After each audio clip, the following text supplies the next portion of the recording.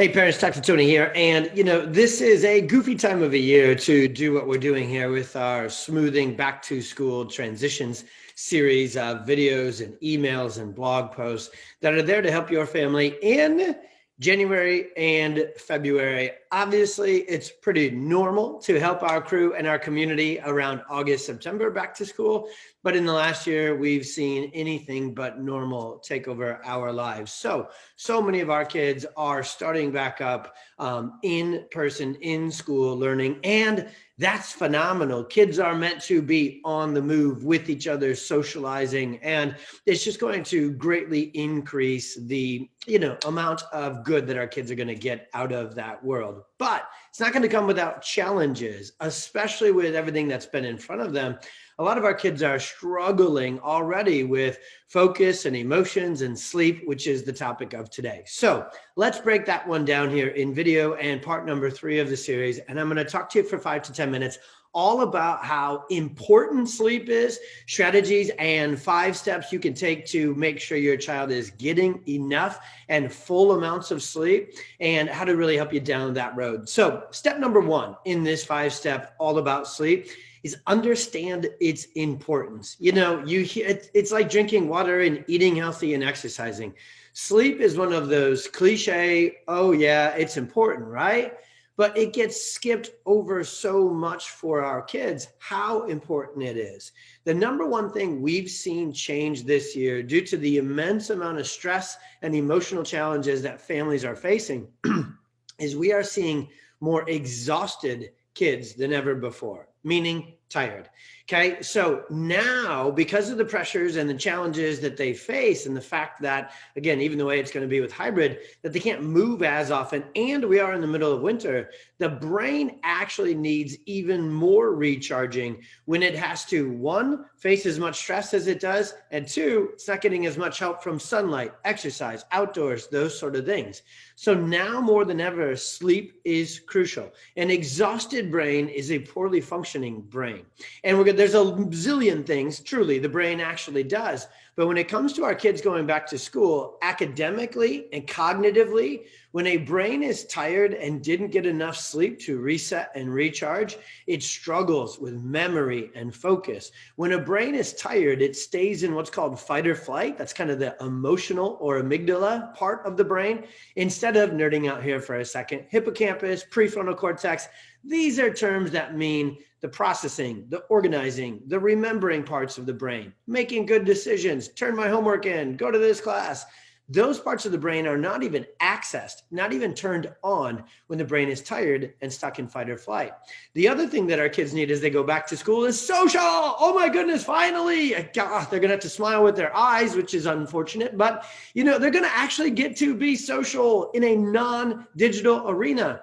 Well, when you are stressed and tired, you're not very happy. You're not very social. Ever been that way with your spouse? Have a long day? Or do you come home and you're like, hey, hon, let's have a chat and a joke and a big hug? Or are you a little cranky, a little grumpy? We don't want cranky kids going to school around other cranky kids. I got to factor that in too, right? So if our kids get enough sleep, the brain can be as best functioning as possible in cognitive, academic, and social emotional regulation. Number 2 step in this 5 steps to better sleep series is definitely get rid of tech for at least 30 to 60 minutes before bedtime. Get your kiddo, so use Amazon tech to get a book, paperback, you can get a hardcover. I'm having fun with it, right? Get your kids and yourself. Remember in the video right before this, we talked about we got to lead by example. We've got to be the model. If we're staring at our phones in bed, blue light on, Netflix on, why are we going to yell at our kids for wanting to be on their devices before they go to bed? So 60 minutes tech free, because technology, we need it, right? I'm not one of those that's like, this world, hopefully when we come on the backside of this, again, I'm not loving the word right now, but it fits. We have a hybrid model where we can use the best of technology for learning and entertainment and fun and excitement. But then we don't forget all that God gave us with books and nature and family and board games. And there's like 72 versions of Monopoly in today's world. Grab one and play it if you need to before bed. Tech free for an hour before bed. Number 3 tip for videos, start early. Pretend your teenager is a toddler. If you don't get your teenager sleep, they will be emotional like a toddler. If you don't get your toddler sleep, they'll be emotional like a teenager. Funny how those two, right? You're like, oh yeah, both are. Well, both are generally exhausted neurologically when they are being emotional. They're nervous. Again, going back to the first step. So start early, okay? I'm telling you, if you have kids, you're going to laugh at this one. They don't stay in and actually fall asleep right away anyways. So hedge your bet, homies, okay? If you're going to take off in the middle of a snowstorm to get to a destination that's normally 30 minutes, you better take off 60 minutes ahead of time, right? That's the same. Our kids have been able to sleep in later because they just didn't have to get their backpack, didn't have to get on the bus, didn't have to get to school, all those things. They could just roll bedhead to Zoom. Well, that's not the case anymore. So they need more sleep. They're going to have less in the morning. So you got to make up for that at nighttime. Tip number 4 for more sleep is you can use some supplements and some oils. Okay. I am not an expert in this world. If you need help, go to the Crystal Lake Health Food Store or find your local rockstar mom.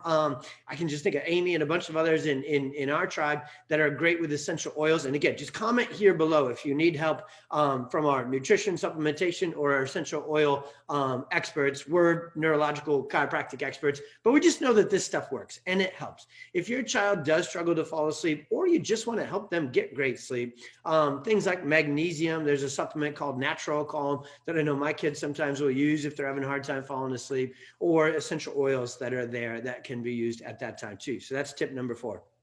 And tip number 5 is this. If you have done all of these things and you feel like you're beating your head against the reclaimed wood wall here and your child just can't get sleep, you see the bags under their eyes at all times, and then you see them live out, unfortunately, the challenges that we talked about in the beginning. They're struggling cognitively, focus, concentration, memory. They're struggling with their emotional and social regulation, and maybe even their immune system and digestion is starting to falter as well. That's all because their charge operating system, their nervous system, is reliant upon sleep. But sleep does not happen when we are stuck in sympathetic fight or flight overdrive. In chiropractic, we have a word for that. It's called subluxation. Subluxation means stress stuck on. Many kids were already stuck in that sensory sleep challenged world before 2020 and all the craziness hit, and many got shoved into it and surged into it as a result of it. So if you know you've tried all these things, or you go forward a week or two from here as school starts back up and you use the first 4 tips and they don't get you anywhere, get into PWC and get your child a set of scans.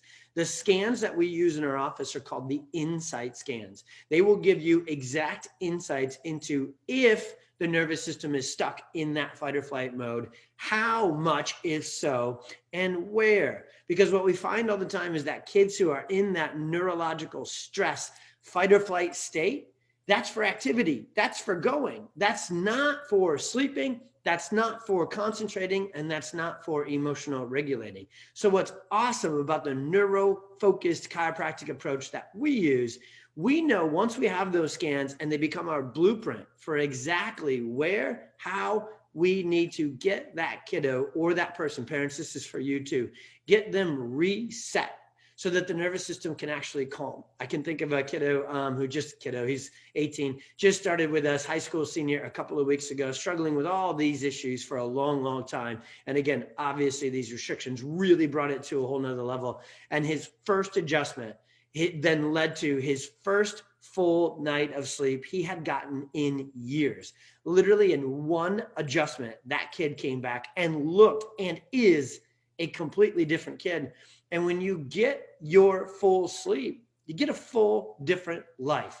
And our kids need that now more so than ever. So this is one of the 3 tips in the Smoothing Back to School Transitions series. We've got 5 ways to get out of here. But the 5th way is this. If you've tried it all and still can't get ahead, get to us. Get right into our office. Just comment, direct message us. Let us know how to get you connected. Or if you really, really want to learn more about the neurology and exactly how chiropractic works with sleep, come to one of our next perfect storm workshops because I really dive into sleep, because most kiddos struggling with those challenges struggle with sleep as a direct effect of that stress on their nervous system. So I know we got nerdy. I know we're probably 10 to 15 minutes in here, very detailed video, but that's what we're looking to do with this series, is really help you, not just with surface level steps, but detailed tactical strategies to help your kids have a healthy, happy, successful startup back to school. If you know someone else who needs this, another family whose kid struggles to sleep, please share it. Please send it to them on Messenger. Please tag them below.